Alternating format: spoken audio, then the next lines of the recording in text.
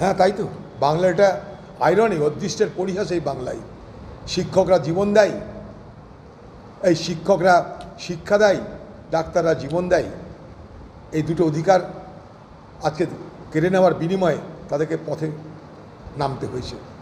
আজকে পথে নামিয়েছে এই সমস্ত নোবেল প্রফেশনের লোকেরা, শিক্ষার আলো যারা দিয়ে আমাদের সমাজকে উন্নত করত, চিকিৎসা করে যারা আমাদের জীবন বাঁচাতো, আজ তাদের উপর অত্যাচারের খাড়া নেমে আসছে এই সরকারের নেতৃত্বে। এ সরকার আরামসে অত্যাচার করছে একটাই কারণে, এ সরকার মনে করে শিক্ষক আর ডাক্তার মিলে কতই বা সংখ্যা হবে, সংখ্যার নিরিখে আমাদের ভোটের মার্জিন এদিক ওদিক হওয়ার সম্ভাবনা নাই। ঠিক এই হিসাবে করেই তারা অত্যাচারটা করছে।